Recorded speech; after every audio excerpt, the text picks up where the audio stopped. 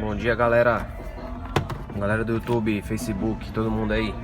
Instalando a multimídia aqui, ó, da Pioneer, tirando a original. Instalando a moldura da Pioneer, uma multimídia da Pioneer aí, ó. O cliente comprou o chicote, certo? Chicote que adapta no original aqui, ó, certinho. Molezinha de tirar. Só tem dois parafusos só para tirar, para desmontar aqui o painel. Um parafusinho aqui embaixo aqui, ó.